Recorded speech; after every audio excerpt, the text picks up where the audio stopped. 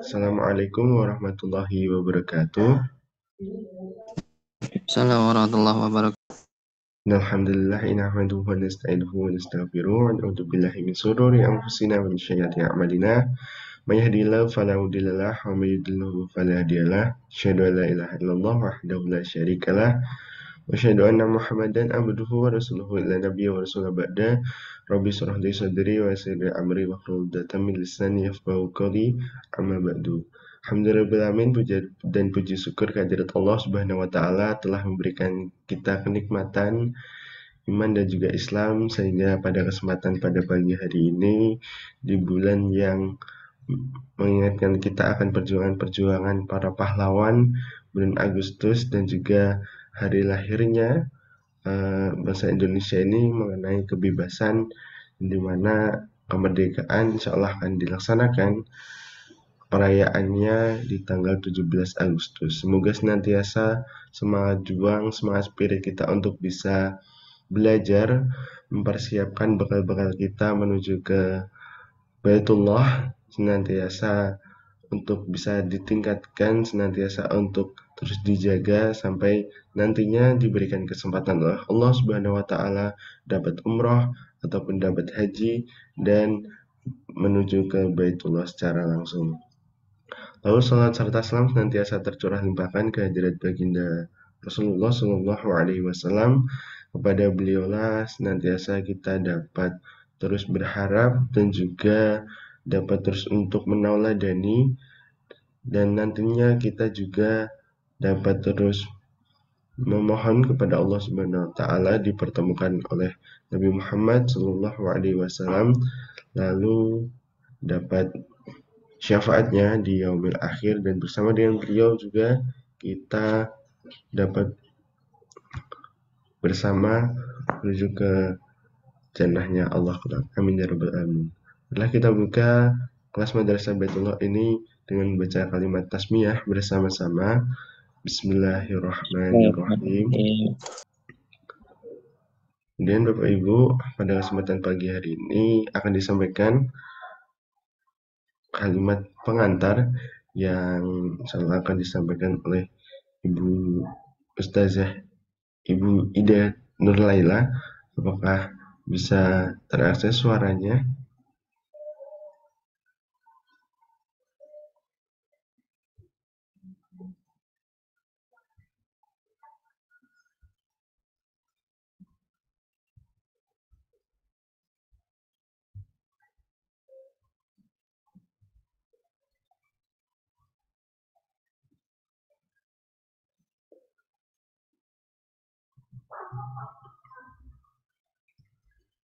Baik, sepertinya belum bisa terakses suaranya. Kami lanjutkan. Jadi pada kesempatan pada pagi hari ini Bapak Ibu, insya Allah kita akan dibersama juga dengan pemateri kita, yaitu Ustadz Denis Arifandi Pakisati LCMA, yang akan memberikan materi kita perihal bekal persiapan umroh. Persiapan apa saja? Persiapan ilmu, persiapan fisik, persiapan jiwa, dan juga persiapan finansial. Nah, pada Bapak Ibu untuk mempersiapkan alat tulisnya jika nantinya Ustadz Denis sudah menyampaikan materi, dapat mencatat poin-poin penting, bekal-bekal penting yang dapat kita gunakan untuk diterapkan ketika Bapak Ibu sedang melaksanakan umroh.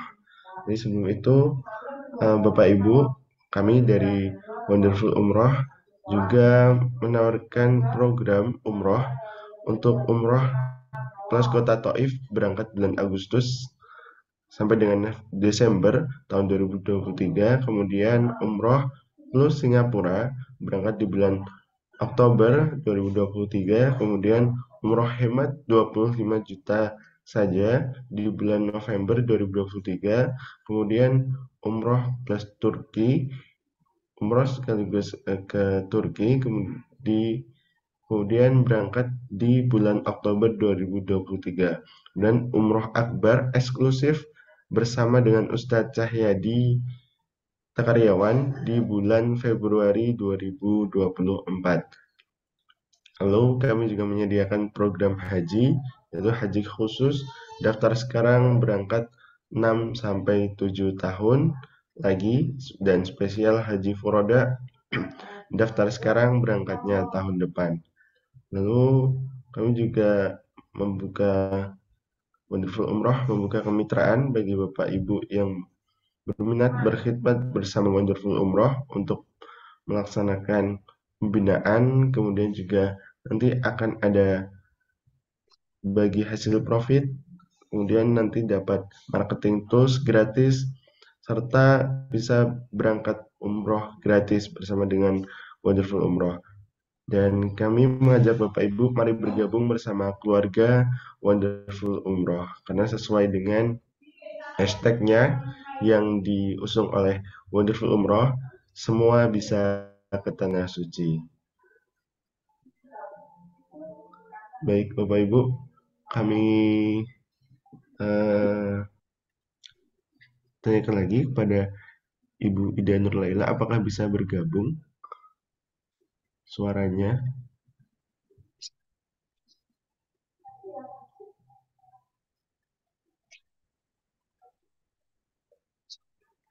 Allahumma labbaik labbaik la syarika lak labbaik innal hamda wa ni'mata lak wal mulk la syarika lak.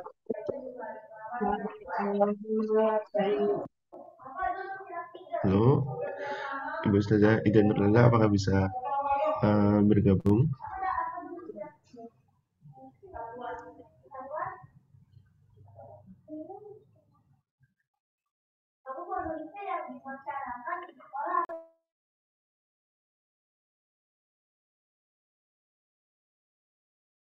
Baik, kami ingatkan sekali lagi kepada Bapak Ibu yang sudah hadir pada kesempatan pada pagi hari ini di kelas Madrasah Baitullah untuk bisa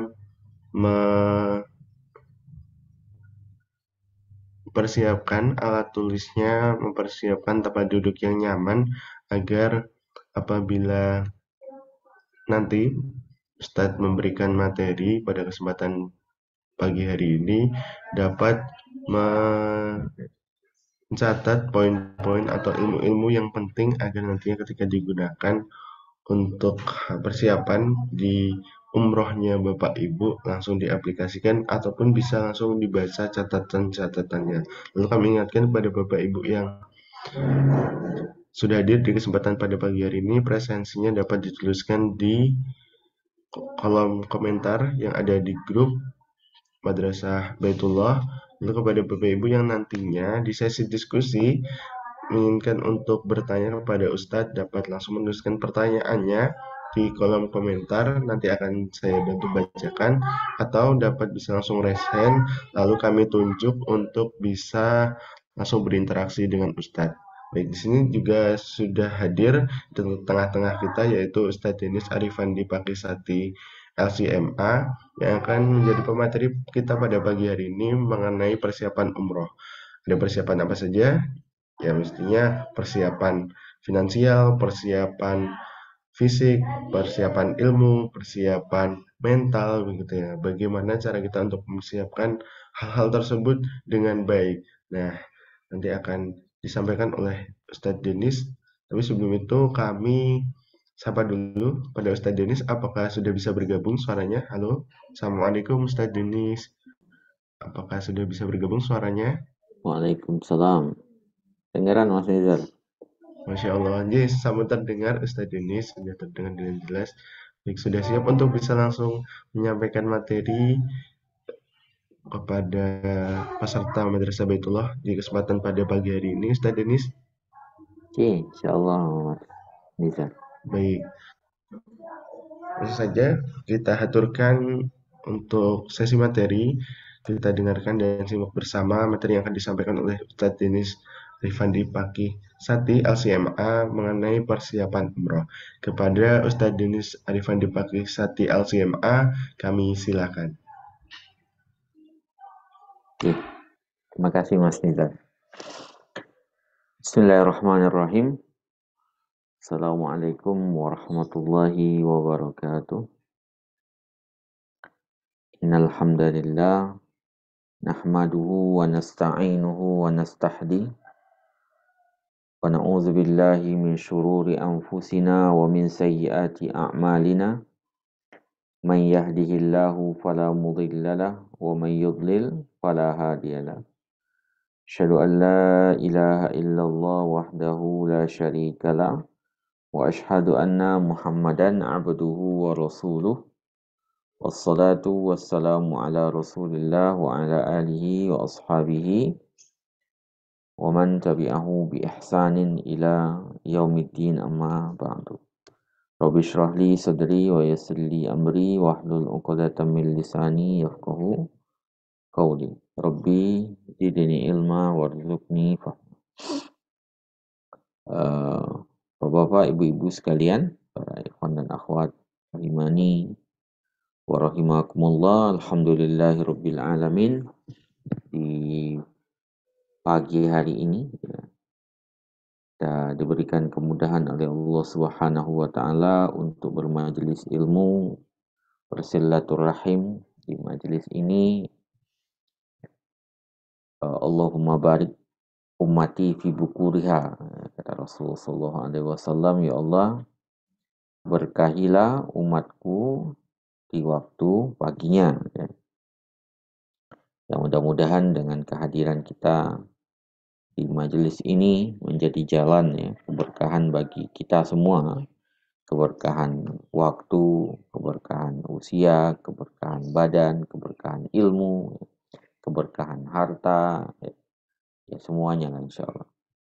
Nah, mencakup ke dalam keumuman doa Nabi Shallallahu Alaihi Wasallam, Allahumma barik ummati fi bukuri. Apalagi kita berada di majelis ilmu, ya, majelis ilmu walaupun online, ya, insya Allah menjadi keberkahan buat kita semuanya insya Allah. Kemudian salawat dan salam kepada Rasulullah Sallallahu Alaihi Wasallam, pada keluarganya, para sahabatnya, dan para pengikutnya sampai akhir kelak. Insya Allah di pagi hari ini kita akan mencoba melihat persiapan yang kita perlukan, ya, untuk berangkat umroh tentunya. Saya mau share materi, ya. Saya akan lebih melihat dari sisi persiapan ruhiyah, ya. Kalau persiapan materi tentunya sudah menjadi bagian yang dijelaskan sama tim dari Wonderful tentunya. Kalau kesehatan itu bagiannya para dokter, para ahli kesehatan. Saya coba akan melihat dari sisi ruhiyahnya. Sebentar.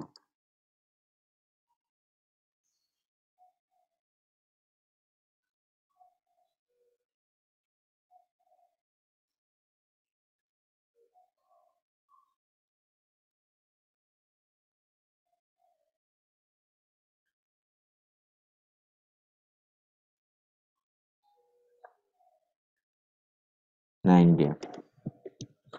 Kesiapan ruhiyah atau mental kita untuk berumroh, ya, untuk berumroh, untuk menunaikan, ya, salah satu dari syariat dalam Islam, yaitu syariat untuk berumroh. Sekarang kita lihat yang pertama, ya, persiapan itu dalam hal apapun memang dibutuhkan, yaitu sudah jelas itu. Kita dalam hal apapun butuh yang namanya i'dad atau isti'dad, sehingga yang kita lakukan itu berada di dalam perencanaan yang matang gitu. Jadi yang kita lakukan pun nggak ngasal, tapi benar-benar kita lakukan berdasarkan daripada ilmu, tegak di atas ilmu. Pertama yang kita butuhkan adalah dalam persiapan ruhiyah ini, mental, spiritual. Ya, kan jauh-jauh sebelum hari kan kita harus mempersiapkan, sebelum kita mempersiapkan dananya, sebelum kita mempersiapkan kesehatan badan kita, ya, kita harus mempersiapkan dahulu ruhiyah kita untuk berangkat ke Baitullah tersebut. Hal pertama yang kita lakukan adalah ikhlas. Mengikhlaskan niat lillahi ta'ala. Ya, mengikhlaskan niat lillahi ta'ala. Karena itu yang paling awal itu. Karena apa tujuan kita dari beribadah tersebut. Niat yang salah akan berujung di kesia-siaan tentunya. Itu yang sering diwanti-wanti oleh Ibnul Qayyim Al-Jauziyah rahimahullahu ta'ala. Ilam tukhlis pada ta'mal. Kalau engkau enggak ikhlas, ya tidak berusaha beramal gitu ya. Bukan berarti itu mengabaikan amalan sebenarnya. Cuman ya kita perlu mengikhlaskan niat itu. Dan ikhlas, sebagaimana kita ketahui dan pernah kita sampaikan juga sebelumnya, ya, ikhlas itu adalah sebuah proses. Sebuah proses. Enggak langsung jadi ikhlas itu ya. Bisa jadi kita berangkat misalnya, berangkat umroh karena terdorong oleh yang lainnya. Kemudian seiring bertambahnya ilmu kita, apalagi kita di madrasah, misalnya kita ikut kajian seperti ini, kemudian ilmunya bertambah, membuat kita semakin ikhlas ya, harus mengikhlaskan niat, kemudian kita berusaha untuk ikhlas. Itu juga sebuah itu proses gitu. Atau ada orang yang sejak awal niatnya ikhlas sebenarnya. Kemudian dalam perjalanannya ada godaan untuk tidak ikhlas. Kemudian dia larut di situ. Nah, itu juga bisa jadi seperti itu. Jadi ikhlas itu memang proses. Kalau yang langsung jadi namanya khuluso ya kan. Ikhlas itu dari kata khuluso. Khuluso ya khulusu itu artinya murni. Tapi kalau akhlaso yukhlisu itu memurnikan. Memurnikan itu kan sebuah proses kerja. Sebuah proses kerja. Ya, bisa jadi sejak awal kita ya, daftar atau ngikut umroh itu karena memang dorongan teman atau pengen apa gitu ya. Cuman seiring bertambahnya ilmu karena ngikut madrasah, baitullah misalnya, atau karena kita ngikut kajian yang mengilmu itu, kemudian kita berusaha untuk mengikhlaskan. Nah, itu dia juga proses. Ya, sebagaimana sebaliknya tadi yang kita bilang, ada orang yang mungkin sejak awalnya ikhlas sebenarnya lillahi ta'ala, kemudian di tengah jalan ada saja godaan pengen apa gitu, ingin ria, pengen tujuan-tujuan duniawi gitu misalnya. Itu bisa jadi juga seperti itu. Hanya kita meminta kepada Allah Subhanahu wa taala kan untuk diikhlaskan. Ihdinas siratal mustaqim kan salah satu maknanya itu ya. Kita meminta jalannya orang-orang mustaqim, jalannya para nabi, para syuhada, para salihin yang mereka selalu ikhlas di jalan mereka, dalam melakukan apapun yang mereka lakukan. Kita juga minta ya sabit qalbi ala dinik itu ya. Wa ala ta'atika subhanaka itu. Aku memohon kepadamu ya Allah ya, tetapkan hatiku di atas agamamu, ala ta'atika, dan di atas ketaatan kepadamu. Jadi ikhlas itu memang dibutuhkan sebagai awal atau pangkal dari amalan yang kita kerjakan.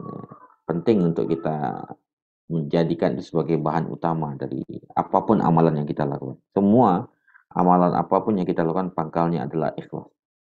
Ini mungkin poin pertamanya. Ikhlaskan niat berumroh yang secara khusus dan beribadah secara umum, karena umroh kan bagian dari ibadah juga ya. Umroh itu kan bagian dari ibadah, makanya umroh kan nggak boleh ditujukan kepada selain Allah Subhanahu wa taala gitu. Dan niat berangkat itu ya untuk al-qasdu, arti umroh itu kan al-qasd ya, sengaja datang ke sana untuk tawaf di Baitullah ya, kemudian menunaikan yang lain-lainnya ya, rukun-rukun yang lainnya untuk mengharapkan ridhonya Allah Subhanahu wa taala. Jadi kita ikhlaskan, karena syarat untuk diterimanya amalan ini mungkin sering kita dengar itu ya, ikhlas dan mutaba'ah. Ikhlas artinya adalah kita niatnya lillahi ta'ala, tidak ada di situ campuran yang lainnya. Ya, kalau seandainya ada yang berusaha kita hilangkan ya, yang selain Allah Subhanahu wa taala itu. Ya, tadi kita bilang sebuah proses ya. Sebuah proses. Makanya kita selalu memohon pada Allah Subhanahu wa taala untuk diikhlaskan hati kita. Kemudian mutaba'ah artinya sesuai dengan tuntunan Nabi Shallallahu alaihi wasallam. Makanya kita perlu mengilmui itu agar apa yang kita lakukan sesuai dengan apa yang dituntunkan oleh Rasulullah Shallallahu alaihi wasallam. Ya, sesuai dengan yang dituntunkan oleh Rasulullah Shallallahu alaihi wasallam. Karena nggak mungkin kita menjadi ibadah yang benar itu kecuali tegak di atas ilmu. Allah Subhanahu wa taala berfirman di dalam surat Al-Bayyinah ayat 5, "Wa ma umiru," dan tidaklah mereka diperintahkan illa kecuali liya'budullaha, untuk menyembah atau beribadah kepada Allah Subhanahu wa taala, mukhlisina. Mukhlisina ini kan ikhlas hati. Jadi mereka tidak diperintahkan kecuali untuk ikhlas beribadah kepada Allah Subhanahu wa taala, untuk menyembah Allah Ta'ala mukhlishina lahuddin, ya, ikhlas lillahi Ta'ala, hunafa, itu, hunafa lurus bertauhid, tidak ada di situ kesyirikan, wa yuqimus salata wa yu'tuz zakata wa dzalika dinul qayyimah. Ya, jadi kita diperintahkan memang sejak awal liya'budullaha mukhlishina lahu, mukhlishina mengikhlaskan baginya agama itu bagi Allah Subhanahu wa taala. Jadi ya, mukhlisina itu menunjukkan bahwa memang dia sebuah proses. Kita untuk menjadi orang ikhlas itu perlu proses.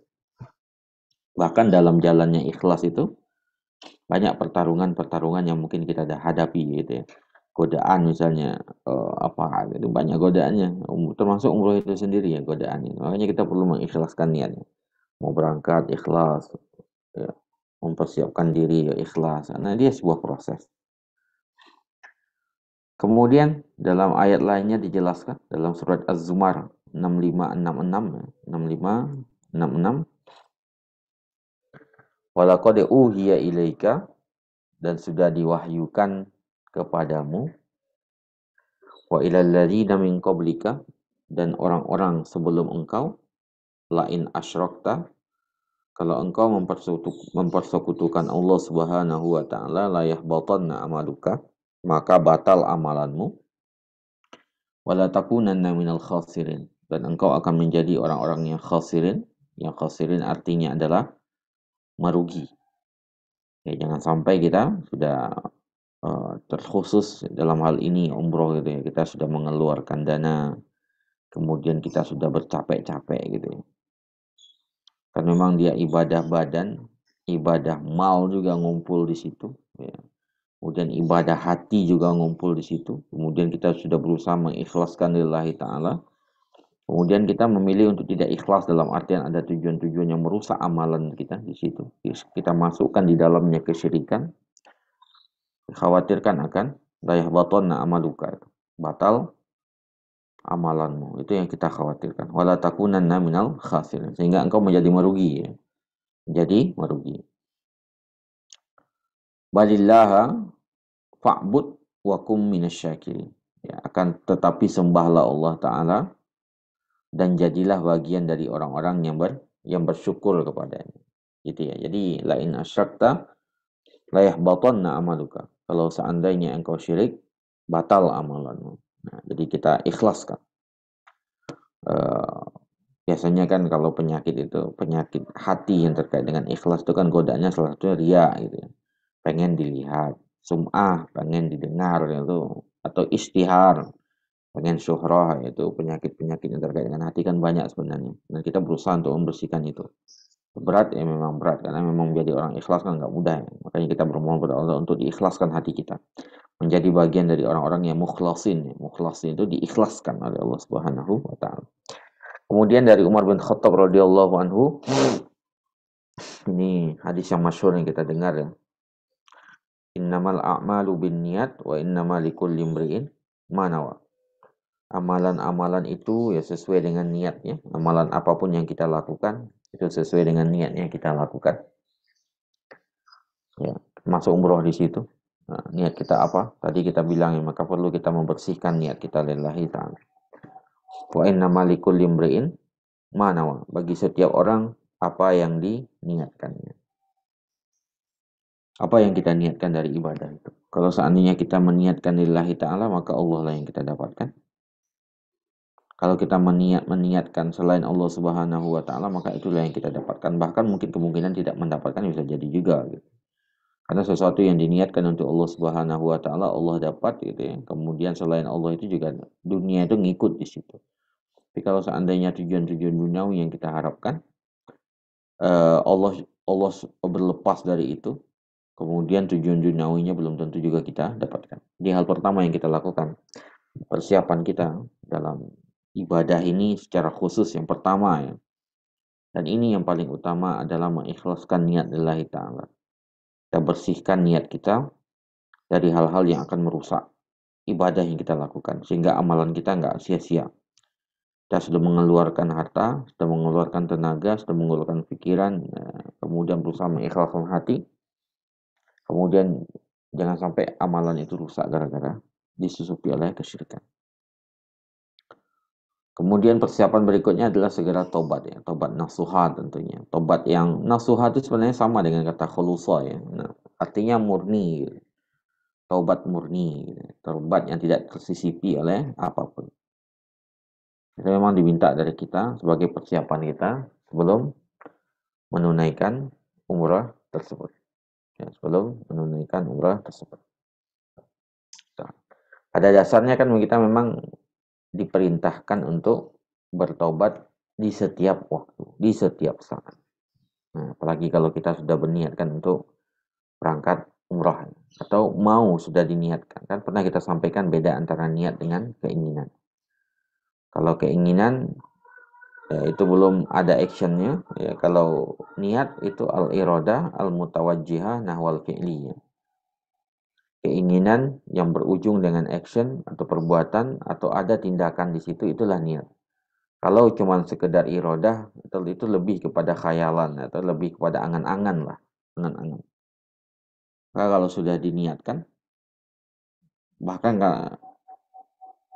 itu pun ya dalam secara umum itu kan kalau tobat itu berlaku semuanya, setiap waktu, setiap hari itu kita diminta untuk seperti itu, ya, untuk bertobat itu. Kalau apalagi kalau udah meniatkan umroh ya kita berusaha untuk membersihkan diri kita dengan pertobatan tersebut. Apa hakikat taubat tersebut? Ini dijelaskan oleh Imam Nawawi ya, dalam Riyadhus Shalihin. Halaman 16 dan 17 sampai 17. Gimana hakikat taubat itu? Kata beliau, takunu bil iqla'i anil ma'siyah. Kita membebaskan diri dari maksiat. Kita lepaskan maksiat itu. Kita lepaskan dengan maksiat itu. Kita berusaha membersihkan hati, ya. Membersihkan diri kita, lakukan hati diri kita juga semua dari maksiat apapun bentuknya. Jadi hakikat taubat yang pertama itu adalah al-iqla' anil ma'siyah. Kita berlepas dari maksiat tersebut. Melepaskan diri dari maksiat. Apapun bentuk maksiat itu kan maksiat umum sifatnya. Ya, ada maksiat yang mungkin besar, ada yang kecil. Segala bentuk penentangan terhadap Allah Subhanahu wa taala atau perintahnya sunnah Rasulullah sallallahu alaihi wasallam, maka itu disebut dengan maksiat. Segala bentuk maksiat, segala bentuk penentangan terhadap perintah Allah dan perintah Rasulnya itu disebut dengan maksiat. Dari kata asa ya'si, ya, memaksiati. Kemudian yang berikutnya adalah an-nadam ala fi'liha. Menyesali apa yang sudah dilakukan. Pertama ikhla' dulu ya, ikhla' anil maksiyah. Jadi melepaskan diri dari maksiat tersebut. Itu hakikat taubat yang pertama. Jadi kita berlepas dari setiap maksiat yang kita lakukan. Apapun itu gitu ya. Maksiat sebesar apapun. Kemudian wan nadam ala fi'liha. Kita menyesali karena pernah atau sudah pernah melakukannya. Kita sesali perbuatan tersebut. An-nadam kuat taubah kan gitu dalam hadis ya. Penyesalan itu sendiri adalah taubat kepada Allah Subhanahu wa taala, bentuk taubat. Jadi ketika kita menyesal melakukan sesuatu, itu tandanya masih ada iman di dalam hati gitu ya. Ketika kita misalnya berbohong gitu, berdusta, kemudian kita menyesal setelahnya, itu tandanya hati kita masih ada keimanannya. Justru ketika kita bermaksiat kemudian nggak ada penyesalan sama sekali, itu tanda-tanda hati kita mati itu. Dan nggak ada hukuman ya hukuman dari Allah Subhanahu wa taala kepada seorang manusia melebihi hati yang keras. Hati yang keras. Jadi hati yang keras yang tidak terpengaruh lagi oleh maksiat dan tidak ada keinginan lagi untuk berbuat taat, itu seburuk-buruk hukuman itu. Kalau Ibnu Qayyim Al-Jauziyah rahimahullahu taala mengatakan, "Maduriba abdun bi uqubatin asyaddu min kiswatil qalbi." Tidaklah seorang hamba dihukum dengan hukuman yang lebih dahsyat atau yang lebih besar daripada kasarnya hati. Itu kata Ibnu Qayyim. Jadi maduriba abdun bi uqubatin asyaddu min kiswatil qalbi. Tidaklah seorang hamba dihukum dengan hukuman yang lebih dahsyat daripada kasarnya hati, kerasnya hati. Ketika kita malam berlalu, kemudian nggak ada satu rakaat pun yang kita lakukan, kemudian kita biasa-biasa saja, nggak ada penyesalan, itu perlu berhati-hati. Azan berkumandang di masjid, kemudian kita nggak tergerak untuk sholat, itu juga perlu memperhatikan hati kita. Oke. Atau mau sholat 2 rakaat saja beratnya luar biasa, itu juga kiswatul qalbi ya, bagian dari kerasnya hati. Ada panggilan ketaatan, kemudian kita nggak segera melakukan, padahal mampu melakukan, nggak ada uzur sama sekali, itu termasuk kiswatul qalbi dan nggak ada hukuman yang lebih besar daripada itu. Ya. Makanya hadirnya kita di majelis seperti ini misalnya, atau kita masih bisa melakukan ketaatan, ngaji masih lancar, sholatnya masih bagus, itu tandanya Allah Subhanahu wa Ta'ala memberikan nikmat kepada kita. Nggak ada nikmat yang lebih besar daripada itu, nikmat untuk melakukan ketaatan. Ya. Kita apa namanya? Tanda ini apa namanya? Idza aradallahu bi 'abdin khairan dalam riwayat itu ya. Kalau Allah Subhanahu wa taala menginginkan kebaikan bagi seorang hamba, ya, ista'malahu. Para sahabat bertanya, "Kaifa yasta'miluhu ya Rasulullah?" Bagaimana Allah menggunakannya, kan menggunakan artinya istamala atau menyibukkannya diartikan di situ. Rasulullah mengatakan yuwaffiqahu li amalin shalihin qabla al-maut. Allah memberikan taufik kepadanya untuk beramal saleh. Taufik itu kan artinya kemudahan. Kita mau sholat, Allah mudahkan di situ. Kan dia masalah keimanan sholat itu ya. Termasuk sholat di masjid misalnya bagi laki-laki gitu. Oh, ada orang yang tadi yang sering kita lihat itu mau jalan kemana-mana itu aja gampang, giliran azan berkumandang mau jalan ke masjid berat ya. Itu kiswatul qalbi ya. Begadang nonton bola misalnya bisa, tapi begadang untuk sholat tahajud 2 rakaat misalnya itu 1 rakaat witir saja berat, itu tanda kiswatul qalbi. Nah, itu yang na'udzubillah min dzalik. Maka adanya penyesalan itu tanda nikmat dari Allah Subhanahu wa taala. Di ketaatan itu tandanya itu nadam itu, ada penyesalan lah. Tanda penyesalan itu ya tanda sinyal hati masih hidup di situ. Enggak nyesel itu baru tandanya hati kita mati. Jadi pertama itu ikhla' minal ma'siyah kata Imam Nawawi, kita tinggalkan maksiat. Yang kedua an-nadam ala fi'liha, kita menyesali perbuatan tersebut. Kemudian wal azam ala adamil auda ilaiha, berazam untuk tidak melakukannya lagi. Ya, berazam irodah kalau sudah semakin kuat maka dia akan berubah menjadi azam ya. Irodah tadi ya, angan-angan kita, keinginan kita. Kalau sudah semakin kuat, ya, irodah itu semakin kuat maka dia akan melahirkan yang namanya azam. Azam keinginan. Keinginan apa? Keinginan untuk tidak mengulanginya lagi, azam yang kuat ya. Jadi bukan sekedar ingin saja, tapi benar-benar nggak akan melakukannya lagi, berusaha untuk tidak melakukannya. Kalaupun terlakukan lagi setelah pulang kepada Allah Subhanahu wa taala, bertobat segera.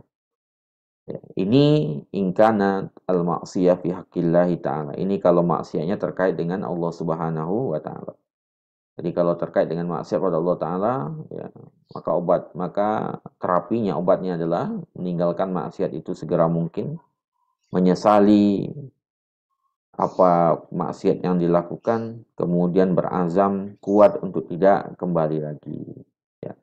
Sedangkan wa amma in kanat fi haqqin nasi, sedangkan jikalau terkait dengan hak manusia, ya, fa innahu yudhafu ila ma sabaq, ya, raddul mazalim ila ahliha. Selain yang 3 tadi, maka ditambahkan dengan raddul mazalim ila ahliha, mengembalikan apa yang perbuatan zalim yang kita lakukan. Pernah kita mengambil hak orang atau kita menzalimi orang lain, maka dikembalikan kepada pemiliknya.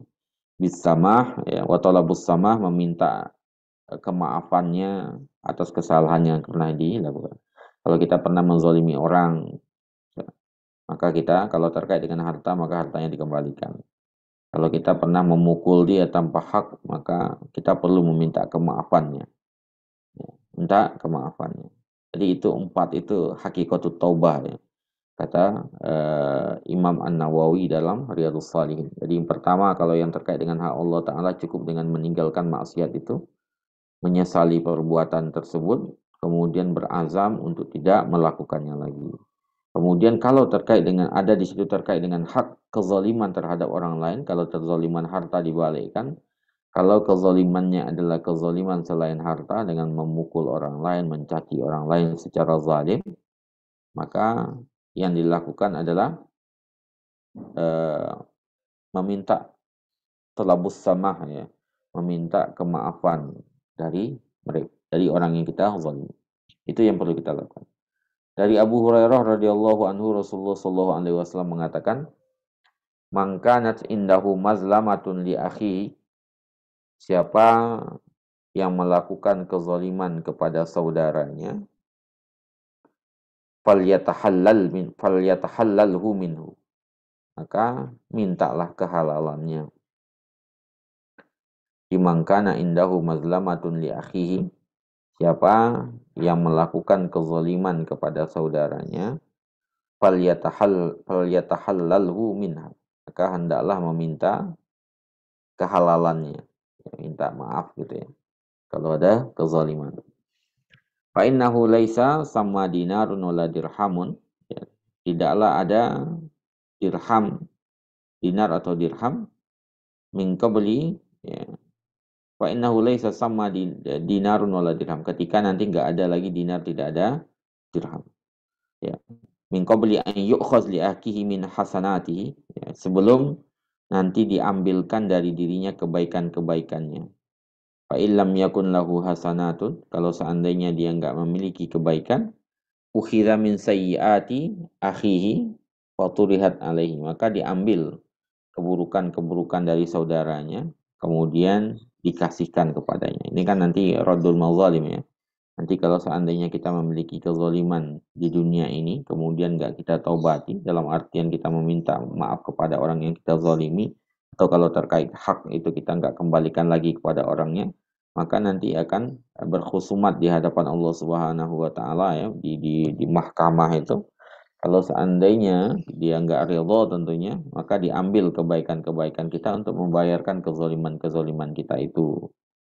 Ya. Kalau seandainya kebaikan kita sudah habis, maka keburukan dia yang dipindahkan kepada kita. Ya. Maka kalau sudah keburukan itu yang dipindahkan kepada kita, ya maka ya neraka lah kita ditempatkan terlebih dahulu di neraka. Kalau seandainya dalam riwayat itu masih ada kebaikan kita, jadi kita berlaku zalim kepada orang, cuman kebaikan kita banyak, gitu ya, diberikan kebaikan-kebaikan, masih tersisa sedikit kebaikan, maka Allah akan menambahkan kebaikan itu sehingga orang yang dizolimi dan yang berlaku zolimnya sama-sama masuk surga. Tapi kalau seandainya habis kebaikannya, ya maka kan dilemparkan ke neraka, dalam riwayat seperti itu. Jadi hal kedua yang kita lakukan, persiapannya adalah segera bertaubat nasuha. Kemudian yang berikutnya, ya, yang perlu kita perhatikan, ya, memilih harta yang halal. Ya, jadi ya, idealnya semua harta kita itu adalah halal, ya. Ya, harta yang kita miliki, ya, harta yang akan kita gunakan untuk berumrah adalah sebaik-baik harta, sebaik-baik harta yang harusnya kita gunakan. Ya. Jadi bagi seorang muslim, sebaik-baik harta yang digunakan itu adalah yang digunakan di jalan Allah Subhanahu wa Ta'ala. Nah, salah satunya ya umrah itu. Dan ketaatan itu kepada Allah Subhanahu wa Ta'ala. Sebaik-baik harta itu yang diinfakkan, yang digunakan di jalan Allah Subhanahu wa Ta'ala. Ketika kita menggunakan harta kita di jalan Allah Subhanahu wa Ta'ala dengan ikhlas tadi itu, ya. Nah, syarat pertama kita itu adalah ikhlas. Kemudian kita juga mengiringi dengan diri kita yang sudah kita tazkiyah, kita bersihkan. Maka itu akan menjadi sebaik-baik harta. Harta terbaik itu adalah harta punyanya orang soleh, orang yang baik, yang digunakan di jalan ketaatan kepada Allah Subhanahu wa Ta'ala. Ni'mal malus saleh lirajulin saleh. Sebaik-baik harta itu yang punyanya orang soleh. Kenapa harta yang terbaik itu ada di orang soleh? Karena akan digunakannya di dalam ketaatan. Itulah sebaik-baik harta. Termasuk yang kita gunakan dalam ketaatan kepada Allah Ta'ala untuk ibadah umrah, pada haji, ya, untuk sedekah, itu sebaik-baik harta itu. Maka Allah Subhanahu wa Ta'ala menjanjikan bagi orang yang melakukan hal tersebut, Allah janjikan apa? Allah janjikan gantinya plus keberkahannya. Jadi ketika kita membelanjakan harta itu di jalan Allah Subhanahu wa taala, Allah yang mengganti itu. Ya, Allah yang mengganti tersebut. Dikasih penggantinya. Dalam Al-Qur'an ya, surat Saba 39 itu. Wa ma anfaqtum min syai'in, apa yang kalian infakkan min syai'in, sesuatu pun ya, sedikit pun, itu menunjukkan min syai'in itu menunjukkan seminimal apapun itu gitu ya. Sekecil apapun yang kalian infakkan, yang kalian keluarkan di jalan Allah Subhanahu wa taala, fa huwa yukhlifuhu, maka Allah menjanjikannya. Jadi kata-kata min syai'in ini itu menunjukkan minimalisirnya itu. Menunjukkan minimalnya gitu. Jadi walaupun sedikit yang kita infakkan, kita belanjakan di Allah Subhanahu, Allah akan mengganti. Apalagi kalau banyak gitu ya. Banyak, semakin banyak itu semakin banyak diganti. Fa huwa yukhlifu, Allah akan menggantinya itu. Wa huwa khairur razikin, karena Allah lah sebaik-baik pemberi rezeki. Jadi ketika kita memilih harta yang halal yang terbaik tentunya ketika kita mau beribadah pada Allah Ta'ala, termasuk di situ ketika mau berangkat umroh atau haji gitu ya. Itu kan harta yang kita gunakan untuk jalan ketaatan itu. Maka ya harus baik juga tentunya. Dan Allah ketika kita mengeluarkan segitu banyak uang misalnya, ya, karena untuk perjalanan jauh kan butuh biaya yang banyak sebenarnya. Sekarang umroh kan rata-rata ya tadi juga 30-an ya. Segitu Allah akan ganti. Bahwa yukhlifu. Nah, kita nggak boleh meragu itu karena itulah janjinya Allah Subhanahu wa taala, wa huwa khairur raziqin, dan Allah lah sebaik-baik pemberi rezeki. Rezeki itu bisa macam-macam ya, tidak selalu dengan uang. Kita juga jangan beribadah itu dengan ibadah tujar gitu ya. Ibadah tujar itu ibadahnya para pedagang itu. Ibadah para pedagang itu. Para pedagang itu gimana ya? Kalau untung ya kita senang, kita lanjut ya. Kalau nggak untung kita nyesel ya. Itu jangan. Jadi ibadah kepada Allah itu ya jangan ibadah tujar atau ibadah yang mudullah ala harfin itu yang nyembah Allah di pinggiran. Kalau untung ya, kalau untung lanjut, kalau enggak jangan ya, itu enggak berlaku, jangan begitu. Interaksi dengan Allah Subhanahu wa taala enggak begitu. Kalau interaksi dengan Allah taala itu yang pertama kita lakukan adalah percaya dahulu. Amin gitu ya. Kalau para ulama itu mengatakan amin awalan, suman tazir an nata'ij. Kita imani dahulu saja, kemudian tunggu hasilnya setelah itu. Itu interaksi dengan Allah begitu. Jangan interaksinya dengan Allah taala itu seolah-olah kita para pedagang enggak begitu. Nah, pedagang yang kalau untung lanjut, kalau nggak untung nggak ibadah lagi atau nggak mau lagi, itu jangan. Allah menjanjikan itu, dan dialah sebaik-baik pemberi rezeki. Rezeki yang Allah gantikan itu kan bisa macam-macam ya. Rezeki yang paling besar, rezeki itu terbagi dua. Kalau Syekh Muhammad Shalih Al Utsaimin itu membaginya dua gitu ya. Ada rezeki yang mayakumu bihil badan, yang menegakkan badan, kita diberikan oleh Allah Ta'ala uang nanti, Allah ganti uang kita yang 20 juta berlipat ganda gitu ya. Itu bisa jadi begitu. Atau kesehatan kita sehat terus alhamdulillah gitu ya. Itu juga bagian dari rezeki. Atau Allah berikan kita jabatan, naik jabatan gitu ya. Itu juga rezeki. Itu yang mayakumu bihil badan itu. Untuk menegakkan badan, jenis rezeki yang pertama. Ada jenis rezeki yang kedua, Bapak Ibu sekalian yang dirahmati Allah Ta'ala, yang juga bagian dari rezeki itu, mayakumu bihiddin, untuk menegakkan agama kita. Kita dimudahkan oleh Allah Ta'ala untuk beramal saleh, dimudahkan untuk sholat. Setelah ibadah itu, setelah ibadah umroh atau haji, kita semakin taat. Itu tanda nikmat dari Allah Ta'ala, itu tuh ganti.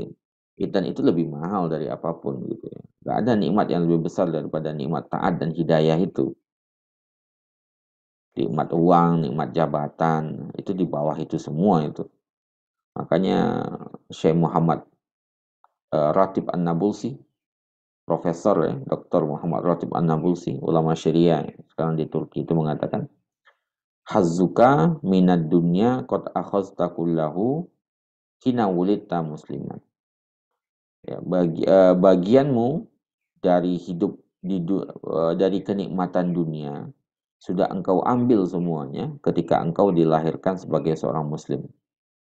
Maka fahmadillah ala nikmatil Islam, kata beliau. Maka bersyukurlah kepada Allah Ta'ala atas nikmat Islam kita. Nikmat Islam, kemudian nikmat taat di situ masuk, karena berislam itu butuh taat di situ. Yaitu nikmat besar dari Allah Ta'ala.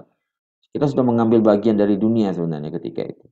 Semua kenikmatan dunia sudah kita ambil ketika kita menjadi seseorang yang dimudahkan oleh Allah Ta'ala untuk taat. Ketika kita berislam dengan baik. Maka syukuri nikmat itu. Ya. Itu juga bagian dari Allah Ta'ala mengganti rezekinya kepada kita. Ya. Jadi wahwa khairur razikin. Jadi kita jangan ragu. Selama harta yang kita gunakan itu adalah di jalan ketaatan, maka Allah menjanjikan bahwa yukhlifu, Allah Subhanahu wa taala akan menggantinya. Dan wa huwa khairur razik, dan Allah itu adalah sebaik-baik pengganti memberi rezeki. Jadi jangan ragu untuk beribadah di dalam ketaatan. Rezeki bisa dua tadi ya. Bisa jadi rezekinya adalah mayakumu bihil badan, untuk menegakkan badan kita ya. Kita diberikan limpahan materi yang lebih setelah itu. Kemudian jabatan naik, kesehatan terjaga, itu nikmat. Atau atau ditambah dengan rezeki yang kedua yang paling besar itu, mayakumu bihiddin, untuk menegakkan agama kita. Kita setelah berumrah atau setelah berhaji itu ibadahnya semakin rajin, ya, kemudian ngajinya semakin mantap gitu ya. Majelis ilmunya semakin lah intinya, semakin bagus lah, semakin saleh setelah itu nikmat besar dari Allah Ta'ala. Taufik untuk taat itu nggak bisa dibandingkan dengan apapun, tidak dibandingkan dengan apapun. Ya, maka wajib bagi seorang muslim ya untuk memilih harta terbaiknya untuk ibadah, termasuk umroh gitu ya. Jauh dari syubhat ya, atau hal-hal yang diharamkan. Jadi harta yang kita gunakan itu adalah kalau bisa harta terbaik memang ya. Terbaik misalnya kita yakin lah itu harta yang kita miliki itu harta dari hasil yang lillahi ta'ala semua lah, sesuai dengan syariat gitu ya. Dalam bahasa Utsman itu apa ya, Utsman ketika menyumbang sumur bi'rul rumah itu, hazamin, apa bahasa beliau ketika itu, ini adalah harta terbaik saya gitu.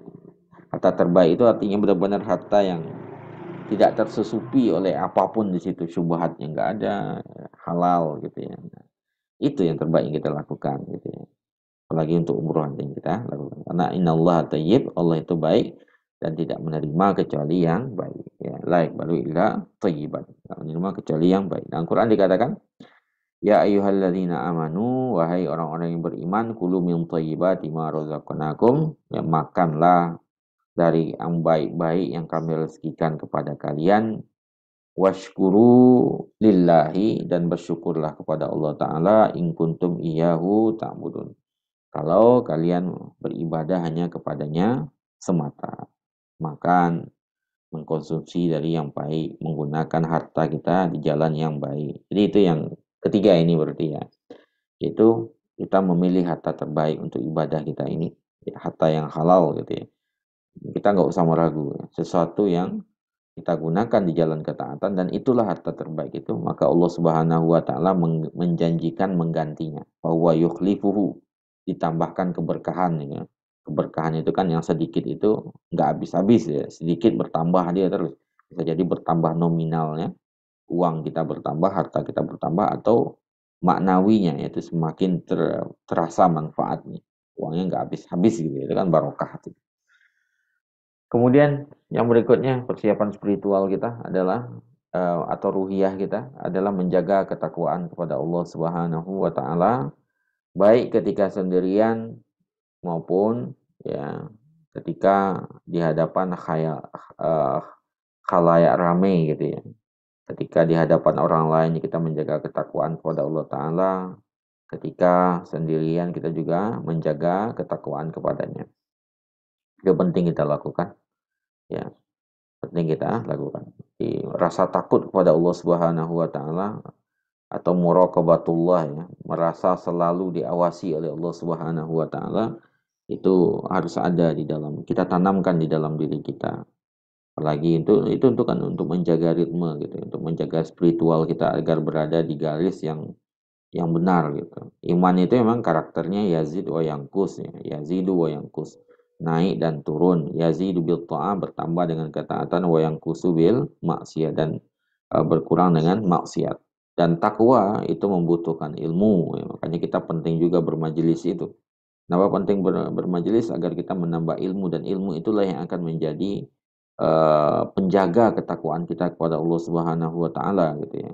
Karena kata Imam Sya'bi itu, la yakunul mar'u taqiyan hatta yakuna aliman. Seseorang itu tidak akan bisa menjadi takwa sampai dia alim. Alim di situ artinya dia menjalankan perintah Allah taala itu di atas ilmu, menjauhi larangan Allah di atas ilmu ya. Jadi menjaga ketakwaan, sehingga kita selalu merasa diawasi oleh Allah Subhanahu wa taala gitu ya. Menjadi pribadi-pribadi yang baik lah. Jadi bagi seorang muslim wajib mengingatkan diri sendiri dan keluarganya untuk selalu bertakwa kepada Allah Subhanahu wa taala. Kita merasa takut kepada Allah taala, merasa selalu diawasi oleh Allah Subhanahu wa taala, baik ketika sendirian maupun di hadapan khalayak ramai, di hadapan orang lain. Apalagi kalau dalam kita musafat ibadah ya, mau umroh. Kita semakin meningkatkan ketakwaan kita lah kepada Allah Subhanahu wa taala. Wa tazawwadu, berbekallah kalian. Fa inna khairuz zadi taqwa, itulah sebaik-baik bekal. Bekal kemanapun itu sebenarnya. Kita bekal mau perjalanan jauh umroh itu takwa, itulah sebaik-baik bekal. Selain tentunya bekal harta, bekal kesehatan, ya, bekal keamanan, itu kan semua syarat ya. Tapi bekal takwa yang ada di dalam diri kita itulah yang akan menjaga kita untuk tidak terjerumus ke dalam hal-hal yang diharamkan oleh Allah Subhanahu wa taala atau hal-hal yang dilarang oleh Allah Subhanahu wa taala. Karena ibadah ini ya, safarnya ibadah tuh ini. Umroh itu kan safar ibadah. Apalagi dalam ibadah. Dalam tidak ibadahnya ya, dalam kondisi safar yang tidak ibadah ya. Safar fi wairil ibadah gitu ya. Atau safar yang tidak ibadah itu kita dituntut bertakwa kepada Allah taala. Apalagi yang safar ibadah, ketakwaan tentu harus lebih dijaga gitu ya. Allah Subhanahu wa taala berfirman, "Wa laqad wassayna alladziina utul kitaba min qablikum wa iyyakum an ittaqullah." An-Nisa 131 ya. Dan kami mewasiatkan orang-orang yang diberikan Alkitab, yaitu maksudnya adalah ahlul kitab, min qablikum, sebelum kalian, wa iyyakum, dan kalian sendiri, an ittaqullah, untuk selalu bertakwa kepada Allah Subhanahu wa taala, menjaga ketakwaan kepada Allah taala. Kemudian yang terakhir adalah mengilmui ya. Mengilmui itu penting. Ya, kenapa mengilmui itu penting? Ya, karena ya Islam itu, kalau dalam bahasa Syekh Yusuf Al-Qardawi, ilmu bagi dalam Islam itu, ilmu itu adalah dinun, ilmu itu adalah agama, wad-dinu indana ilmun, dan agama bagi kita itu adalah ilmu. Jadi ilmu itu agama, agama itu ilmu. Ya, jadi enggak bisa. Jadi kita ketika melakukan suatu apapun itu harus tegak di atas ilmu memang gitu ya. Tadi kita sampaikan kalamnya Imam Sya'bi gitu ya. La yakunu mar'u taqiyan hatta yakuna aliman. Seseorang tidak akan mungkin menjadi bertakwa sampai dia mengilmui apa yang dilakukan. Kalau Imam Zarnuji ya, mungkin sebagian pernah membaca kitab Ta'limul Muta'allim, itu kan yang beliau sebut dengan istilah ilmul hal gitu ya. Ilmu yang ketika kita berada di dalam suatu kondisi kayak kita itu, yang ilmu fardhu ain kan ilmu hal itu. Ketika kita mau umroh ya, otomatis kita harus mengilmui umroh itu. Ketika kita mau sholat berarti mengilmui sholat itu. Ketika mau toharoh mengilmui toharoh tersebut, kan itu ilmu hal itu. Nah, ketika kita umroh harus mengilmui gitu ya. Maka sebelum kita umrohnya, maka kita mengilmui dulu. Ilmu itulah yang akan mengajak kepada amalan gitu ya. Ilmu yang akan mengajak kepada amalan, karena bagi kita ilmu itu ya harusnya mengajak amalan. Kalau ilmu yang tidak mengajak kepada amalan itu kan bukan ilmu namanya, karena ilmu itu orientasinya adalah amal, bukan wacana ya. Ilmu itu bukan sekedar wacana, tapi ilmu yang berorientasi kepada amalan. Ilmu itu yang akan menuntun kita taat kepada Allah Subhanahu wa taala.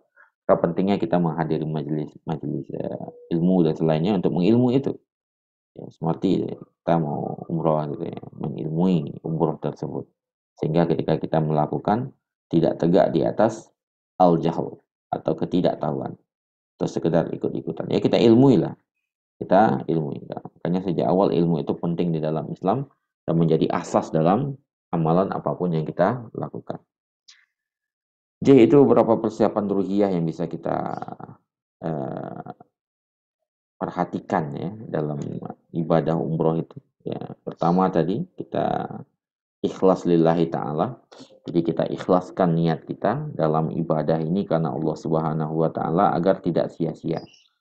Agar tidak sia-sia. Illam tukhlis fala ta'mal gitu ya. Kalau enggak ikhlas maka diwanti-wanti sama Ibnu Qayyim enggak usah beramal. Itu bukan berarti enggak jangan beramal sama sekali, bukan begitu. Maksudnya kita berusaha untuk mengikhlaskan itu. Apapun yang kita lakukan, ikhlas itu adalah sebuah proses. Ikhlas itu proses. Ikhlas itu proses. Bisa jadi kita awalnya nggak ikhlas, kemudian seiring bertambahnya ilmu, ikut majelis, ikut madrasah, ikut baitullah, kemudian kita mulai ikhlas. Ya, atau misalnya sejak awal kita ikhlas, mana ada godaan bisa jadi seperti itu. Makanya kita perlu untuk saling mengingatkan gitu, untuk selalu berada di jalan keikhlasan. Kemudian segera taubat nasuha dalam artian kita berusaha tazkiyatun nafas gitu ya. Tazkiyatun nafas kita mau mengerja. Tazkiyatun nafas kita kan memang diminta untuk membersihkan diri kita gitu ya. Muhasabah itu kan tujuannya itu kan. Ya. Salah satu ibadah terbaik itu kan berpikir. Berpikir itu artinya apa? Memikirkan kalau seandainya kita ada kesalahan, kemudian kesalahan itulah yang akan kalau kita sudah tahu ada kesalahan maka kita berusaha memperbaikinya dengan taubat nasuha, taubat yang murni gitu ya. Kemudian memilih harta yang halal karena kita mau ibadah. Ya bahkan gak ibadah pun hartanya harus halal, yang terbaik lah yang kita lakukan. Apalagi kalau kita mau ibadah tentunya. Dan jangan takut gitu ya. Allah Subhanahu wa taala sudah menjanjikan akan menggantikannya plus keberkahannya. Wa ma anfaqtu min syai'in, sekecil apapun yang kalian belanjakan ya di jalan Allah taala fa huwa yukhlifuhu, Allah yang akan menggantinya, wa huwa khairur razikin, tidak ada pemberi rezeki kecuali Allah Subhanahu wa taala. Kemudian menjaga ketakwaan kepada Allah Subhanahu wa taala. Kita jaga ketakwaan itu ya, baik ketika sendirian maupun di hadapan orang banyak, karena itulah sebaik-baik bekal. Ya, jadi ketika kita berbicara bekal sekarang persiapan itu ya. Persiapan terbaik itu adalah ketakwaan kepada Allah Subhanahu wa taala. Persiapan mental, ruhiyahnya ya. Kalau persiapan selain persiapan materi, persiapan kesehatan, nanti keamanan, kondisi perjalanan itu kan bagian yang mengiringi itu. Tapi sebaik-baik bekal di situ adalah ketakwaan pada Allah Subhanahu wa taala. Kemudian mengilmui. Mengilmui itu artinya apa ya? Sebelum kita melakukan sesuatu kan butuh ilmu ya. Karena kalau kita nggak di atas ilmu, maka kita ibarat berjalan di atas kegelapan, meraba-raba gitu. Kadang-kadang yang benar, kadang-kadang enggak. Maka kita perlu mengilmunya agar tidak banyak hal sia-sia yang kita lakukan. Jadi Allahu a'lam bishawab ya. Itu mungkin yang saya sampaikan di pagi hari ini sebagai mungkin untuk mengingatkan kita ya tentang pentingnya bekal ilmu, bekal secara ruhiyah ya, spiritual atau bekal diniyah dalam hal ini. Kalau biaya tentu gimana pun harus disiapkan kalau kita mau berangkat. Kesehatan itu tentunya ahlinya di situ ya dokter ya. Saya cukupkan demikian, saya serahkan lagi kepada Mas Nizar. Ya. Monggo Mas Nizar. Oke, alhamdulillah. Jazakallah Ustaz Denis. Masya Allah ya, ilmunya yang sudah diberikan kepada kita semua. Masya Allah, tadi di akhir juga mengingatkan kepada kita semua bahwa al ilmu qobla amal. Jadi pelajarilah ilmu dulu sebelum beramal, maka akan amal yang kita bisa lakukan atau amal yang akan kita lakukan itu akan senantiasa maksimal seperti itu. Masya Allah ini mungkin menjadi bekal bagi Bapak Ibu semua yang di sini ingin mempersiapkan pergi umroh atau kita semua memiliki cita-cita ingin pergi ke Baitullah. Ilmu ini uh, kita terapkan, kita terapkan, kita pelajari lagi, kita bisa mengeksekusinya lagi, sehingga ketika Allah panggil kita semua untuk pergi ke Baitullah, nah ilmu ini kita siap gitu ya, yang sudah disampaikan oleh Ustadz Denis pada pagi hari ini. Monggo bagi Bapak Ibu sekalian yang mungkin ingin bertanya, bisa bertanya di kolom komentar, bisa nanti diketikkan di kolom komentar, nanti bisa saya bacakan, atau mungkin bisa raise hand menggunakan kamera langsung, bisa sampaikan kepada narasumber kita, nanti insya Allah narasumber kita akan menjawab. Begitu, monggo Bapak Ibu bisa sampaikan ke kami bila ada pertanyaan.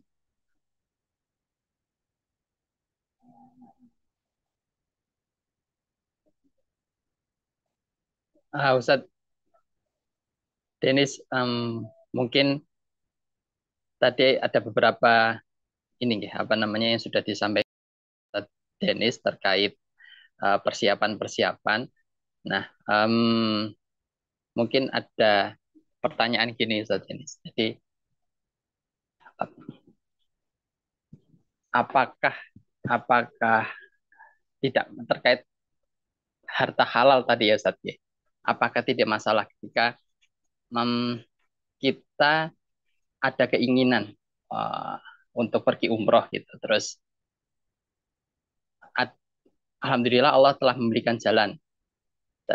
Nah, tetapi terkait finansial itu masih kurang. Akhirnya kita melakukan pinjaman seperti itu untuk melengkapi hal-hal tersebut. Nah, apakah diperbolehkan itu, Ustaz? Oke. Jadi ya salah satu ini mungkin ya termasuk masalah yang sering dibahas adalah menggunakan uang pinjaman untuk beribadah. Para ulama itu menjelaskan secara umum sebenarnya Ustaz Haji. Baik untuk umroh atau haji sekalipun ya. Atau mungkin korban juga kalau seandainya di bulan Zulhijjah itu. Ya. Kalau seandainya hutang itu tahta zimmah, tahta zimmah itu artinya di bawah tanggungan. Ya, kita mampu untuk menuntaskan itu ya. Jadi ketika kita ngutang misalnya, hutang itu tidak, yang jelas kalau riba itu jelas nggak boleh ada gitu ya. Riba, gharar dalam hutangan itu kan nggak boleh memang ada, itu udah syariat umum itu, udah aturan umum di bagi kita. Nah, yang kedua yang perlu diperhatikan itu adalah bahwasanya dia di bawah kemampuan kita untuk melunasinya.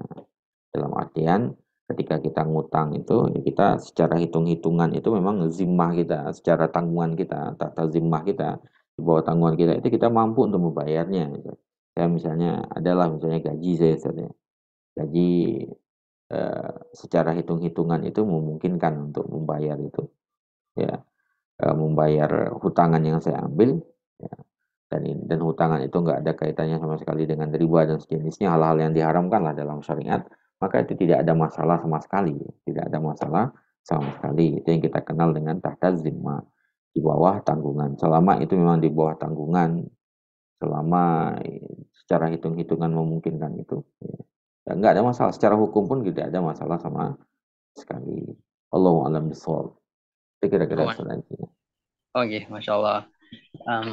Itu nggih Bapak Ibu nggih. Jadi walaupun dana kita nggih kurang, terus kira-kira kita bisa nih untuk melengkapi itu dengan pinjaman, dengan syaratnya dengan tidak ada riba gitu nggih Ustaz nggih. Jadi boleh kita kita melakukan hal itu. Yang penting apa yang kita lakukan itu halal juga, mengeluarkan kita juga halal dan baik. Nah, bisa melakukan perbuatan seperti itu. Gitu nggih Ustaz nggih. Monggo bagi Bapak Ibu semua yang ada di pagi hari ini, ketika ada pertanyaan bisa menanyakan di kolom komentar atau bisa raise hand. Oh niki, alhamdulillah ada penanya dari Ibu Sri Wardani. Nah, monggo Ibu Sri bisa disampaikan pertanyaannya.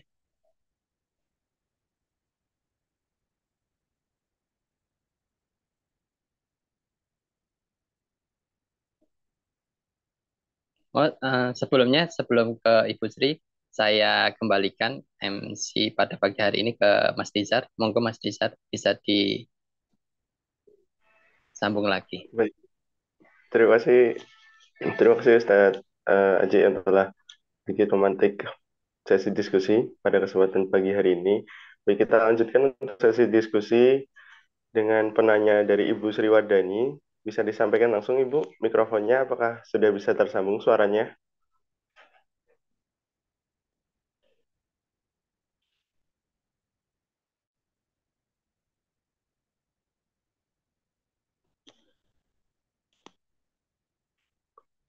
Halo, kepada Ibu Sri Wardani, apakah bisa langsung menyampaikan pertanyaannya dengan berinteraksi dengan Ustadz?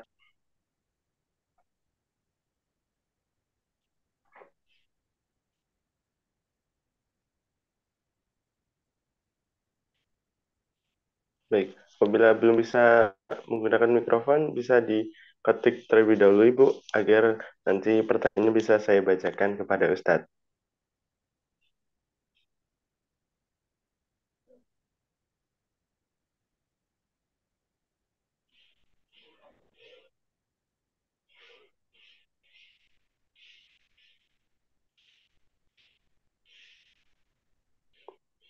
Baik, tadi sudah sangat luar biasa sekali materi yang telah disampaikan dari Ustadz Denis ya, perihal bagaimana cara kita mempersiapkan hati, mempersiapkan amalan-amalan ibadah kita, bagaimana salah satu bekal terbaik yaitu adalah bekal ketakwaan gitu ya, bekal ilmu juga.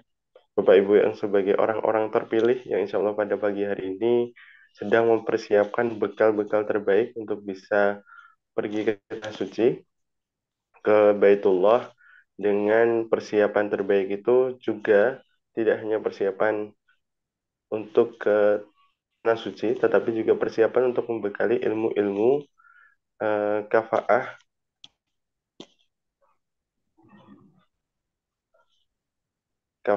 ataupun kompetensi-kompetensi yang nantinya dapat diterapkan di kehidupan sehari-hari. Baik, apabila belum bisa disampaikan di kolom chat ruang virtual Zoom, dapat nantinya pertanyaannya disampaikan di ruang grup Madrasah Baitullah. Jadi kepada Bapak Ibu yang sekiranya belum bisa bertanya di kesempatan ruang virtual Zoom pada pagi hari ini, dapat menyampaikannya di grup yang nanti akan langsung disampaikan juga ke Ustadz Denis untuk bisa dijawab. Lalu pada Bapak Ibu yang sekiranya belum bisa mengikuti forum ini dengan full, mungkin masuk di pertengahan ataupun yang lain, dapat nanti mengakses rekamannya di ruang grup Madrasah Baitullah dan nanti akan disampaikan juga oleh admin perihal rekaman-rekaman dari kelas kita yang sebelumnya. Baik Ustadz, di sini sudah ada pertanyaan dari Ibu Sriwardani, izin saya sampaikan. Persiapan fisik sangat penting, tapi kadang-kadang ketika umroh harus memperhatikan orang lain dengan usia lanjut.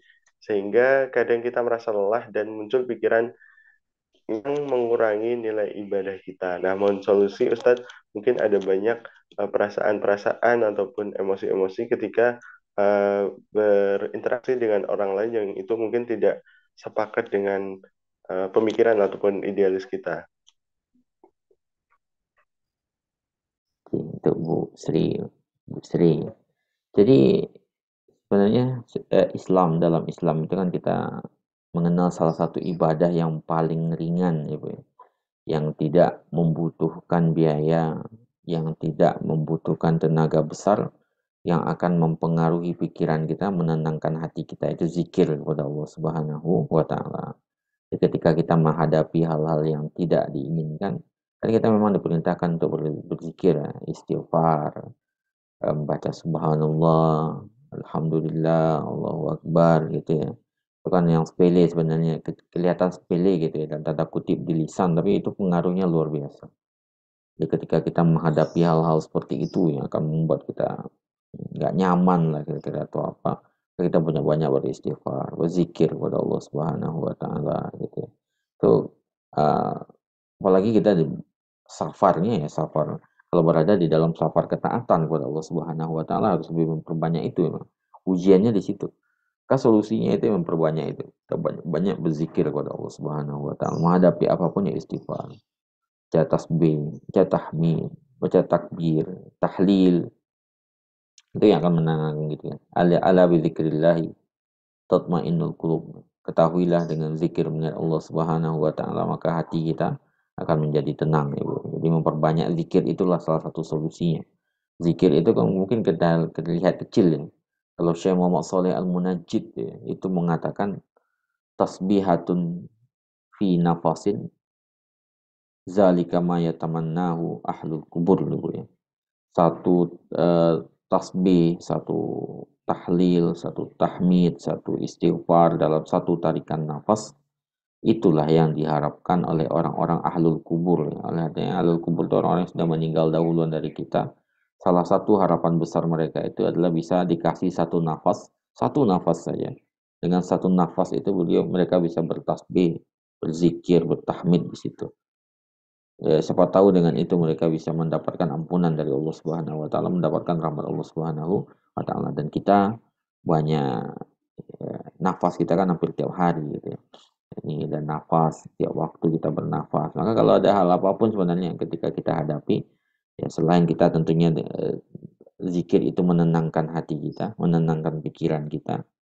Dia juga sesuatu yang berharga sebenarnya, sesuatu yang berharga. Maka kita memperbanyak tasbih itu saja, Bu. Tasbih, sabar. Ya. Tasbih itu yang akan menenangkan hati kita. Tasbih itu, maksudnya zikir secara umum, tasbih, tahmid, tahlil, takbir gitu. Itu menenangkan kita.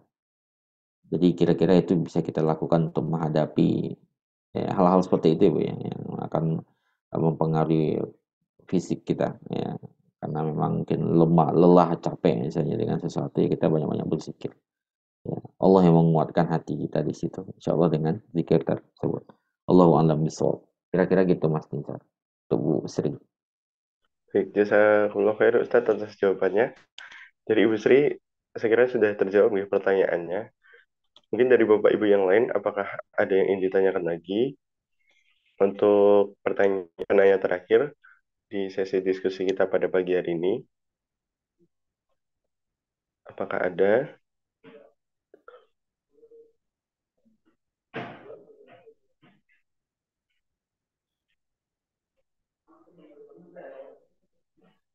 Baik, sekiranya belum ada ya Ustadz.